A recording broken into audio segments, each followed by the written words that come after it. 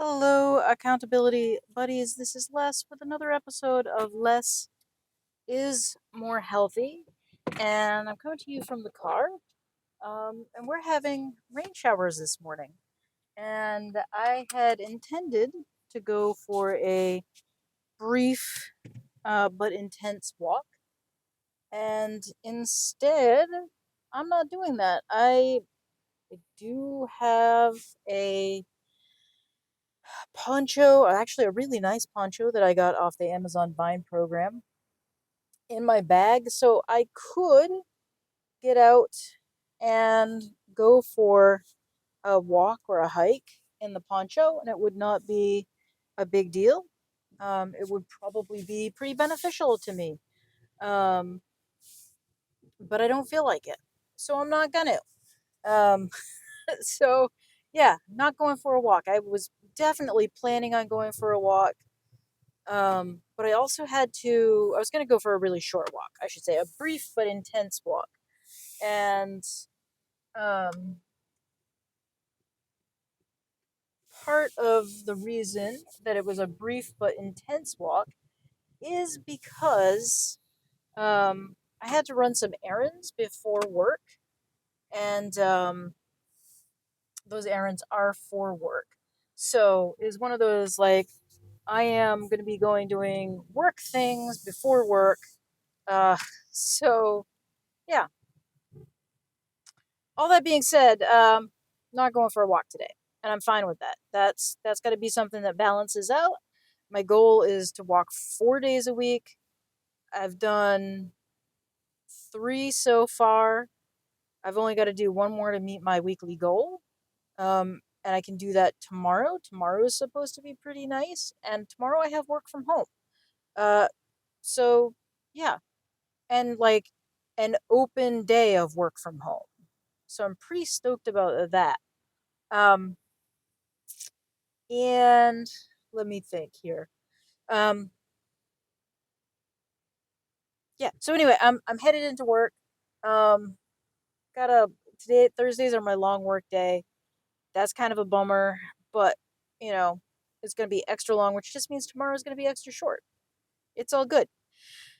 Uh, on the other side of that, the thing that I wanted to talk about today was reintegrating healthy activities into my life that I used to do. So one of my healthy activities was art journaling. And through COVID, for many, many reasons, art journaling sort of went to the wayside. Journaling in general kind of went to the wayside. And I've always been someone who journals frequently and then infrequently and then frequently and then infrequently. And during COVID, I journaled, but I didn't art journal. And one of the reasons for that is my primary location for art journaling. I was doing some art journaling through COVID, especially towards the end, but just not as much as I wanted to and I think need to.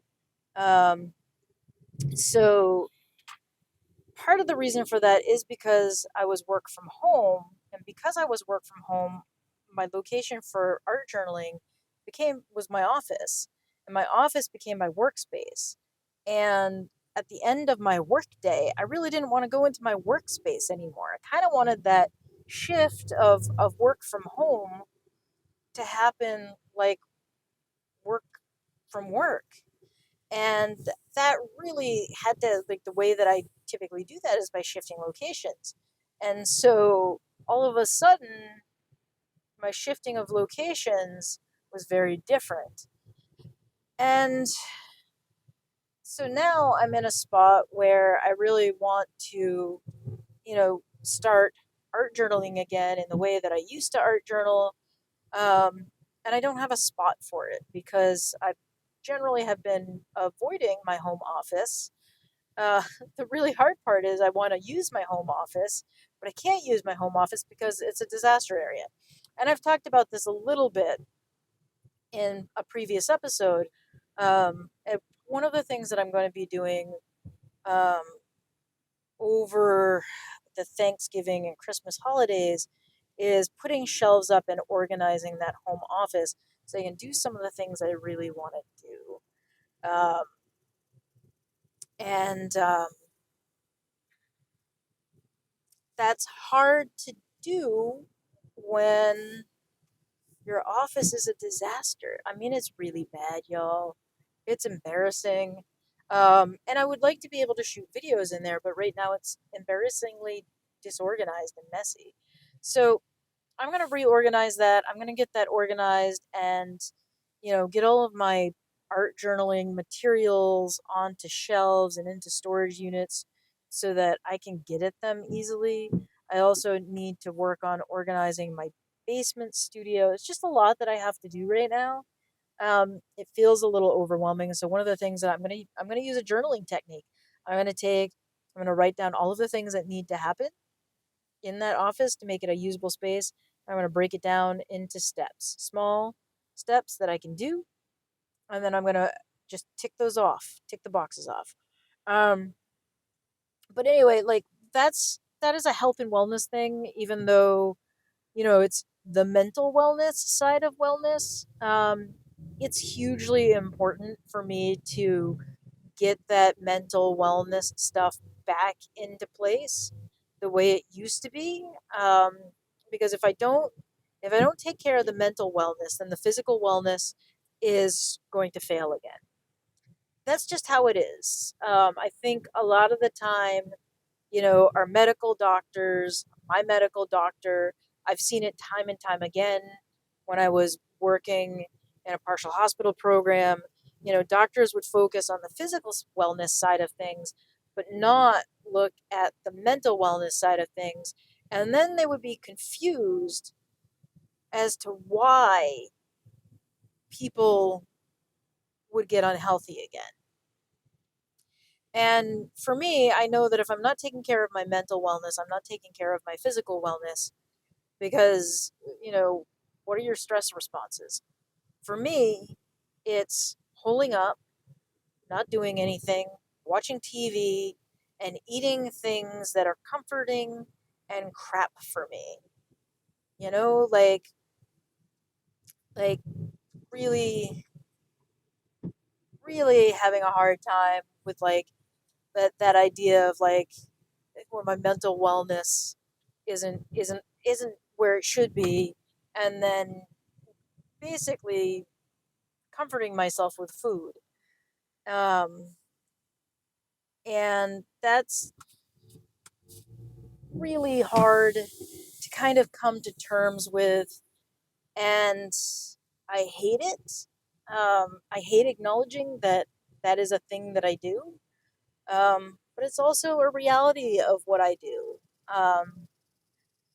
Just trying to, keep this channel authentic, and I wonder how many of us out there with type 2 diabetes do comfort ourselves with food or eat mindlessly, because those are two things that I do.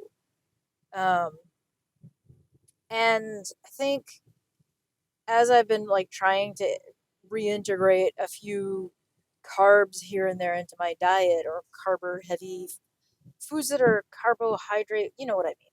Anyway, as I try to integrate that, like I realize like some of the times that I'm doing that, I'm just I'm looking for that comfort in food.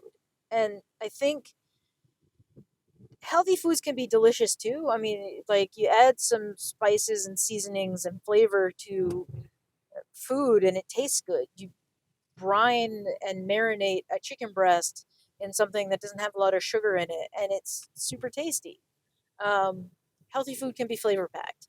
But anyway, the long and the short of it is like if I'm looking for comfort in food, then I can also look for comfort elsewhere. And my art journal was always a space that I did that.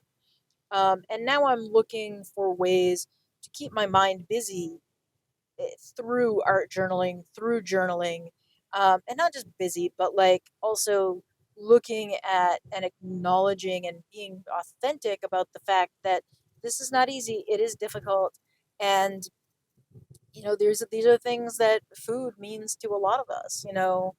Like yeah, it's hard. It's hard to like acknowledge this. It's hard to like be like this is a thing that I've never addressed. Is like that food is comfort.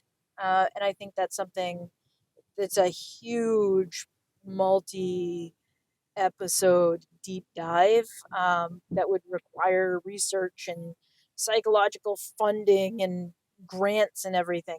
But the long and the short of it is looking at it from a me perspective, I do look at food as something that is comforting.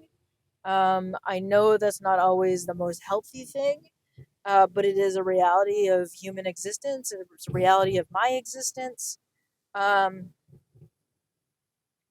and it is what it is. So with that, yeah, I'm gonna leave it there. That's kind of a heavy, heavy thing for the moment. And with that, I hope you're doing well. Thank you for watching. I really appreciate you being here. I hope that you've gotten some benefit out of these videos, and out of this video in particular. Um, if you are using or have used food as comfort, what, where, how does that work for you? How are you coping with type 2 diabetes and food as comfort? Yeah.